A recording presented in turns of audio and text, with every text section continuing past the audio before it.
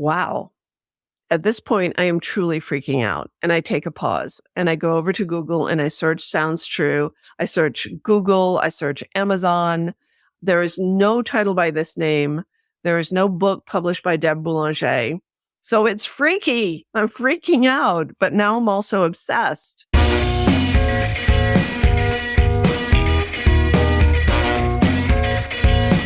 Welcome to Life After Corporate, your ultimate guide for making the leap from corporate leader to entrepreneur.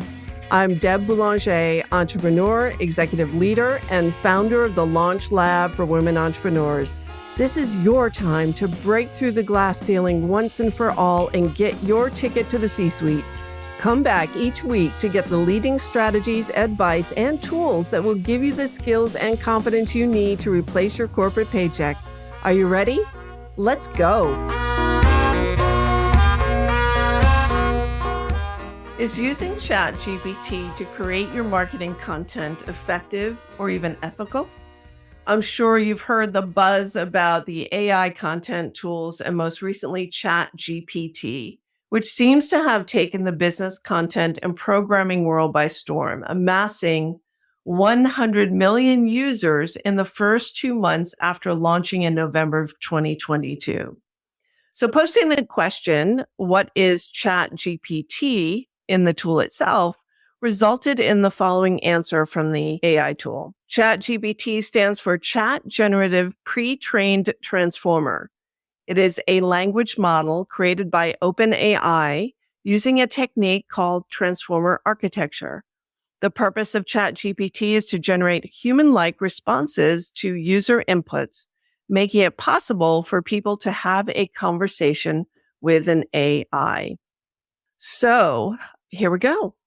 The first version of ChatGPT was released by OpenAI in June 2020.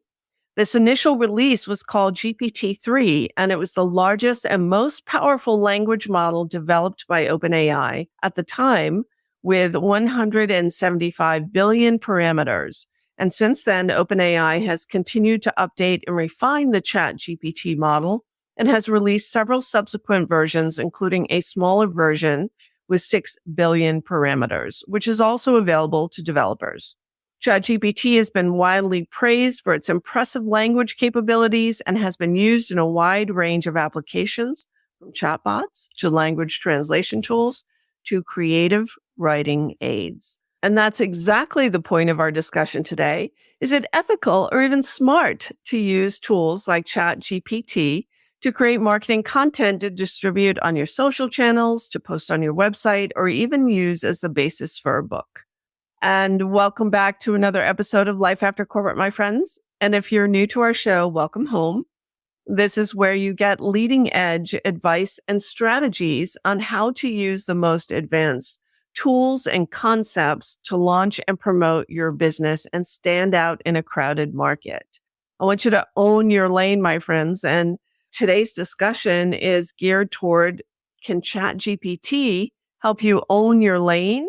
Or will it actually make you sound like you're just one of the crowd?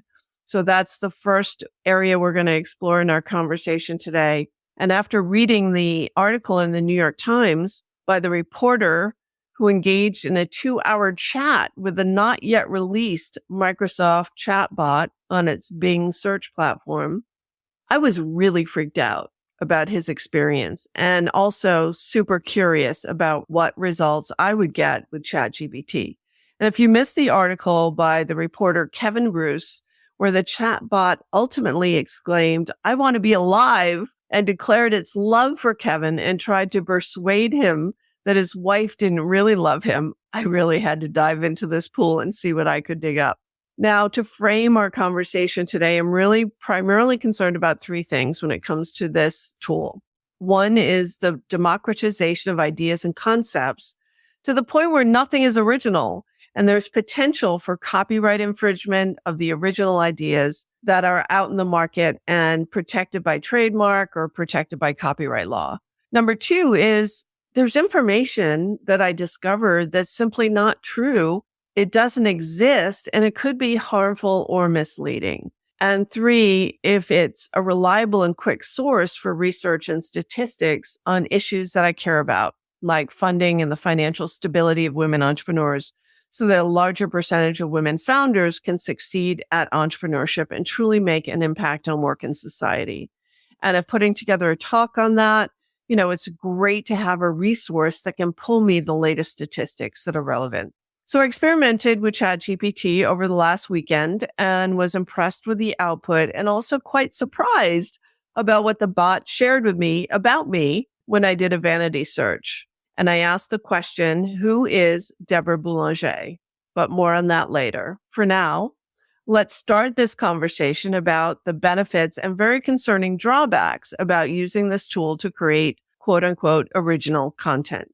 So I began by using the chatbot to come up with a new title for my 5-day masterclass. And after a few rounds of titles with prompts such as, write me a new webinar title for coaches and consultants who want more reliable revenue in a down economy, and with instructions to write it with more emotion or more conviction, I landed on 2 potential new titles. And you can send me a message and let me know which one you like best. The first was Unlocking Reliable Revenue, a 3-step plan for coaches and consultants in a down economy. All right, perfectly acceptable. And then the next was Cracking the Code to Consistent Revenue, a breakthrough solution for coaches and consultants. I like that one, I think, a little bit more because I'm a big fan of alliteration and I like crack the code to consistent revenue. That really drew me in. And then I asked the chat, we're on familiar terms now, so I'm just using chat, not ChatGPT, to write me an opt-in page for that webinar. And to my surprise, it was pretty damn good, but was also rather bland and generic if I really looked at it deeply. And something that you would find on any web page or opt-in page, and especially by those who hadn't really carved out a unique value proposition, right? So I'm sure you've read enough to opt-in pages for lead magnets or webinars to see some of the same generic copy reused over and over again. It's like people can't come up with new ideas or new ways of presenting ideas. And so everyone sounds the same. So some of the copy that it came up with was, in this masterclass, I'm going to share that system with you. You learn how to identify and attract your ideal clients, price your services for maximum profitability, and create a marketing and sales strategy that actually works. Now, that one I felt like it probably pulled from one of my past webinars because I have used those words in bullets for other webinar opt-in pages. Then it went on to say, this is not your typical fluffy masterclass. I'll be diving deep into the nitty-gritty details of what it takes to build a successful coaching or consulting business, and you'll leave with a clear roadmap for how to implement what you've learned in your own business. Now, I really like the promise of that. I like that it's not fluffy, that we're going to get into nitty-gritty details, and that I'm going to leave with a roadmap. So I thought that bullet point, that promise of attending the webinar was really quite good, and maybe parts of which I might use. If you're ready to stop struggling and start seeing consistent revenue in your coaching or consulting business, then this masterclass is for you. Don't miss out on this breakthrough solution. Sign up today. And I thought, that was kind of a little generic and a little bland. And then I asked the chat to write me an opt-in page for a new masterclass titled Cracking the Code to Consistent Revenue, a Breakthrough Solution for Coaches and Consultants. So I took that title that it generated for me that I really liked and said, okay, build me an opt-in page around this title. And I asked it to use more innovative concepts, not commonly understood, but highly effective in driving understanding and results. So, what I like about this tool is you can work with it. You can give it feedback. You can ask it to try harder or regenerate its results. And I got edgier concepts, but began to wonder if chat was actually pulling from someone else's IP.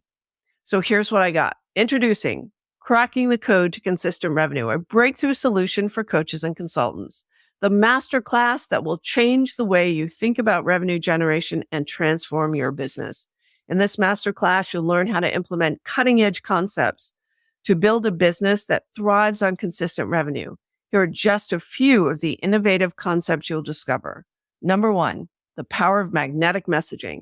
Learn how to craft messaging that speaks directly to your ideal client and positions you as the go-to expert in your industry. Number 2, the revenue flywheel. Discover the secrets of building a revenue flywheel that generates momentum and propels your business forward with consistent revenue at its core.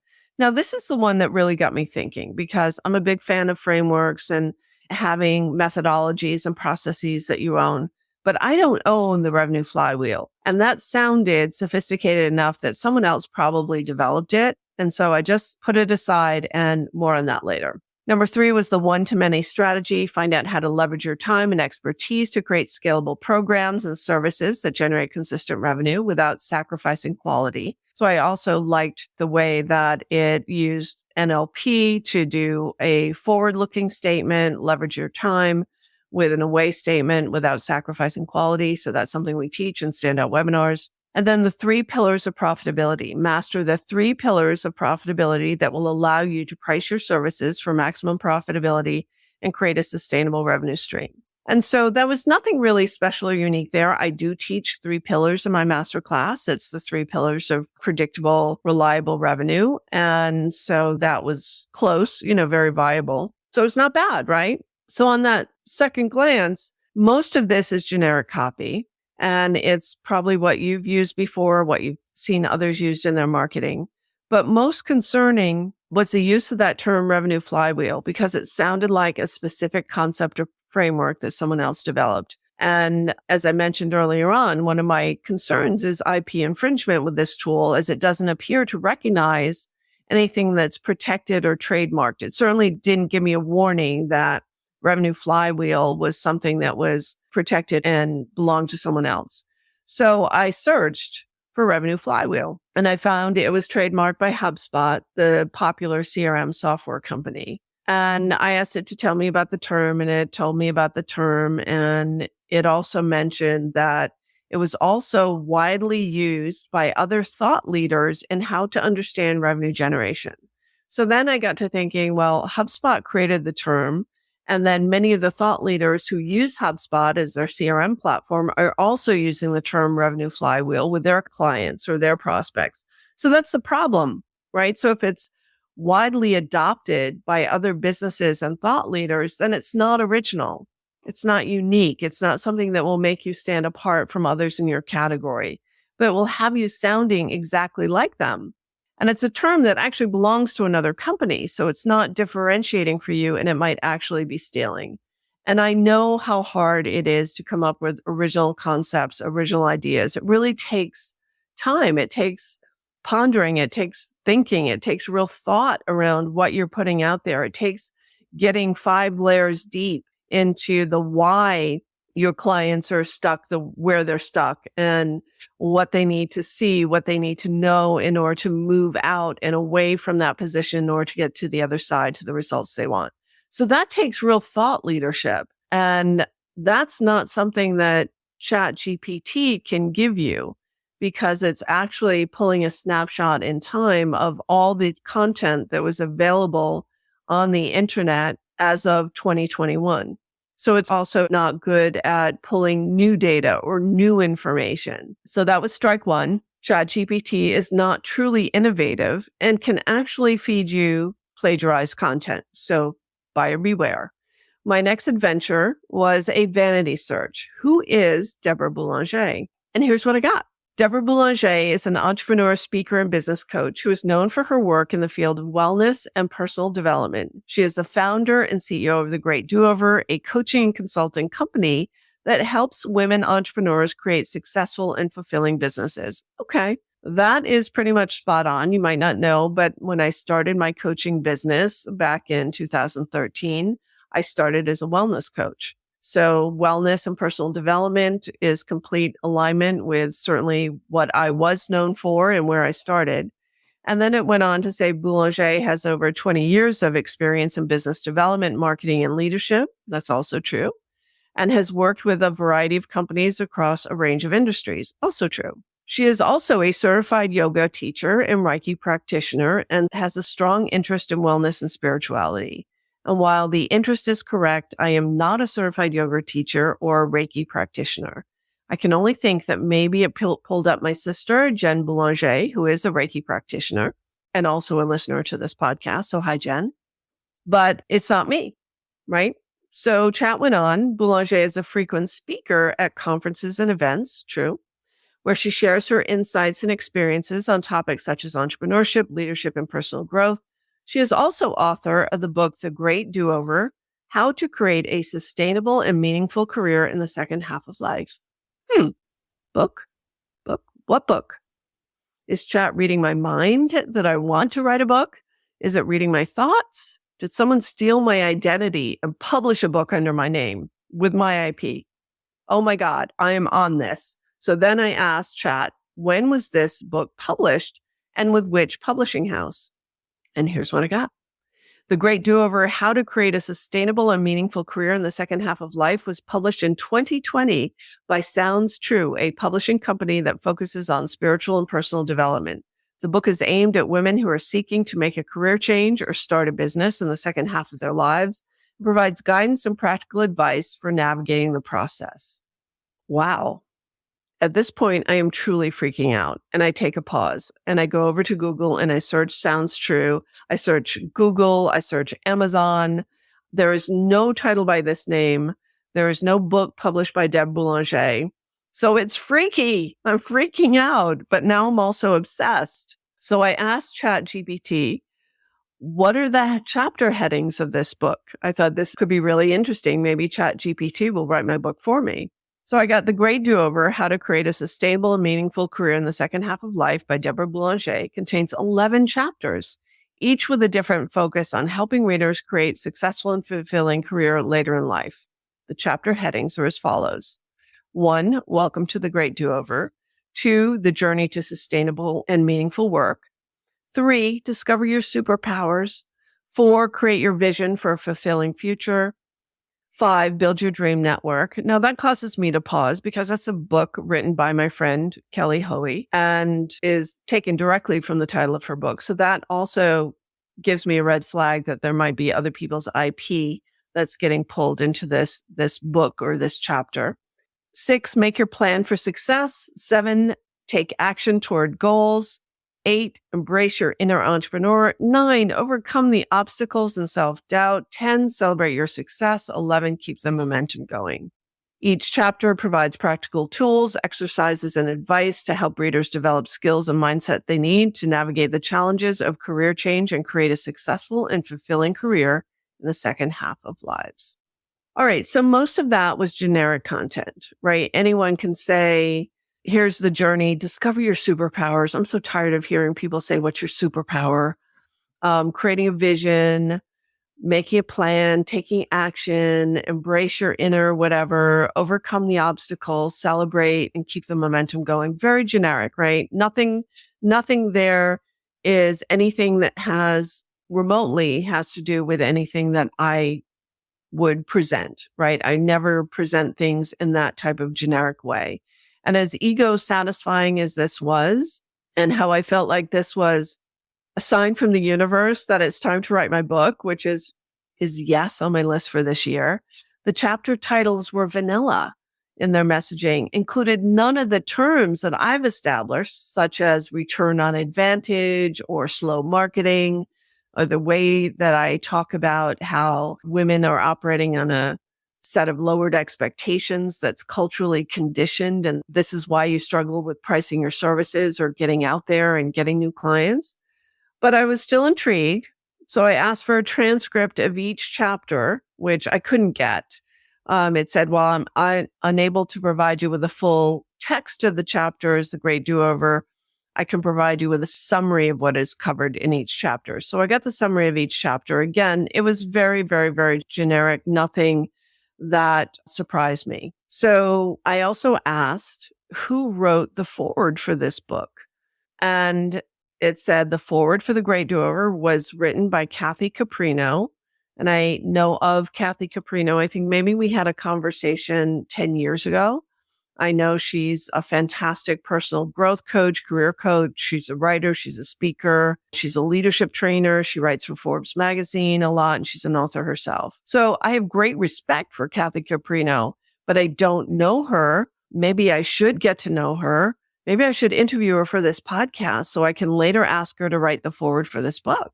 So then I ask in The Great Do-Over, who does Deborah Boulanger acknowledge? And Chat says, in The Great Do-Over, author Deborah Boulanger acknowledges several individuals who have contributed to the writing and publication of the book, including her husband, Andy, for his unwavering support and encouragement throughout the writing process. Now, I've never even dated an Andy, never mind being married to one. None of my sisters have ever had a relationship with an Andy, maybe a Peter, a Paul, Neil, Dave, Steve. I tend to go for one-syllable names, except for Peter, who was probably a Pete. All would have been acceptable choices, but there's no Andy in my past. No Andy. And then it went on to say her family and friends for their love and support, and her literary agent, Jessica Faust, and her publisher, New World Library, for believing in her and helping her bring the book to life. So first of all, we started with this being published by Sounds True, and now it's being published by New World Library. So maybe I'll just have them duke it out and see who can give me the biggest book advance, and then I'll go with them. But I need to find this Jessica Faust because obviously we're supposed to work together. And she also thanks her editor, Rachel Holtzman, and the New World Library team for their guidance and expertise in the publishing process. So again, Rachel is someone that I'm going to reach out to and get to know because I'm supposed to. And we conclude with Boulanger also expresses her gratitude for the readers of the book and also to those who are pursuing their own great do-over and striving to create a career and life that is fulfilling and meaningful, which is 100% true. So strike two for ChatGPT. It invented a story that I had published a book with a likely pretty accurate title, which was just simply not true. So now I'm freaking out. Is it intuiting for me that it's time for me to write a book, that I've written enough in the public domain that now it's time to put it together and make it a volume of work that's been on my mind for the past, let's say, 3, 4, or 5 years, certainly since I launched the podcast? So it invented a story, but it was based on publicly available content that I've written over the last 10 years, but I never published into a book. And nor has anyone else published a book by that title. Well, they shouldn't because I own the copyright. But there were no disclaimers about the accuracy of the answers. And without a discerning eye or actual knowledge of the subject, the naive reader might assume truth in advertising and make poor decisions based on an AI-generated response. So while I found what I did find was that ChatGPT is exceptionally good for quoting published statistics. When I asked it a series of questions about the financial status of women entrepreneurs, I received very valuable insights for future talks and trainings on the topic. So I asked it, of all the entrepreneurs in the US, what percentage are women?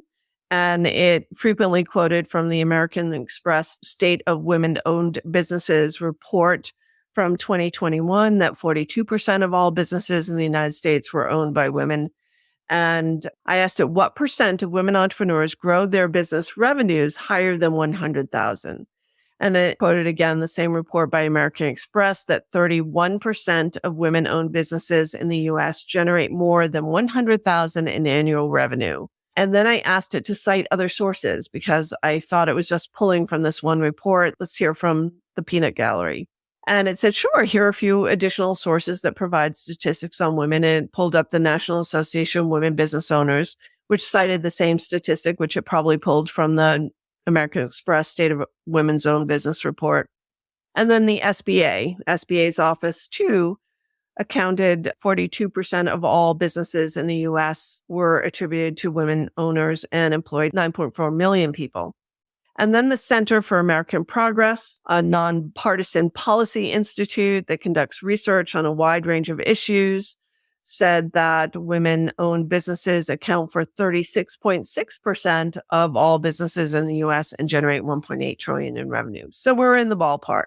And then I tested what percentage of women-owned businesses surpass 1 million in revenues. And of course, we know that to be around 2%. And it again quoted the American Express State of Women-Owned Business report. And then I asked what percent of women entrepreneurs surpass 500,000 in revenue. And that is 10% of women-owned businesses in the United States have surpassed 500,000 in revenue. And I know some of you are close, or maybe you've already surpassed 500,000 in revenue. And so if you're a woman-owned business and you're generating $500,000 a year in revenue, you're 10%. 10% of the women in your category are at your level. And then I asked the chat, what are the psychological issues affecting women entrepreneurs leading to lower revenues than male counterparts who are also entrepreneurs? So I wanted to be really specific with the ask. And I think that's a trick too with ChatGPT. You want to ask the question in a couple of different ways until you fine tune the answers that you're looking for. And it came up with several psychological issues that can affect women entrepreneurs and contribute to lower revenues.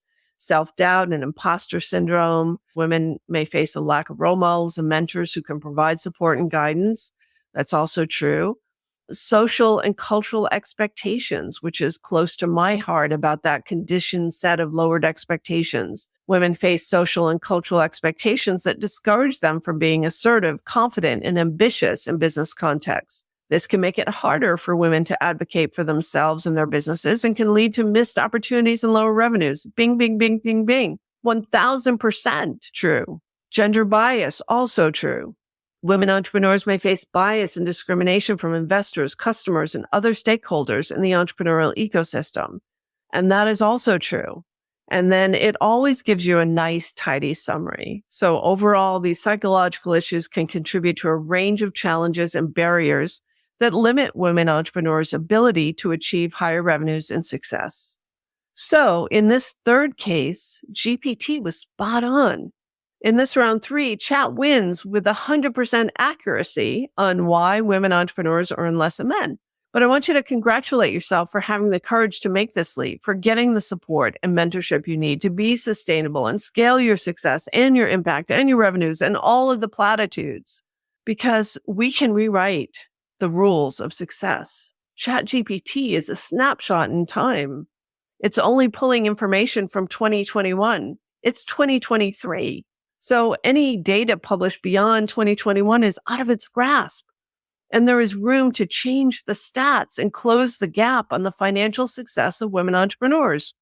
And it's going to take you and me and our male allies to lock arms and go there together, to shed the cultural and societal biases, to write a new script, to move forth with borrowed courage and carve out a new path to self-worth and unbridled success.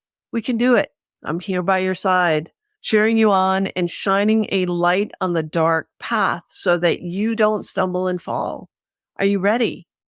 Do you trust me? Will you come with me? So if this conversation spoke to you today, if you want to own your lane, if you want to stand out as a category of one, if you want to have content that stops the scroll, if you want to have a business model that's sustainable, that will get you to 500,000, that will get you to $1 million in revenue, if that's what you want, then I want you to join me. We're going to crack the code on consistent revenue. And we're going to do that the week of March 13th. For 1 hour a day over 5 days from 1 to 2 p.m. in the afternoon Eastern time. Means you can join me on the East Coast. You can join me in Central Europe. You can listen to the replays if you can't join me at all live in the room, but that's where the magic happens. That's where I'm going to shine the light on this path. I'm going to coach you live so that you can get to your model of sustainable revenue and you can crack the code and you can feel more confident in what you're offering, because it doesn't matter what's happening on the outside. It doesn't matter that we're in an economic downturn. It doesn't matter that maybe you lost a client this month. The only thing that matters is how you're mastering your inner game, of how you're reacting to the external circumstances. And I want to help you get there. So look for the link in the show notes. And if you're listening to this on social media, I promise I'll post the link to join us right above or below this video. I want to see you there. We can do this. Let's lock arms. It's 2023. ChatGPT doesn't know what we're capable of yet. Let's do it.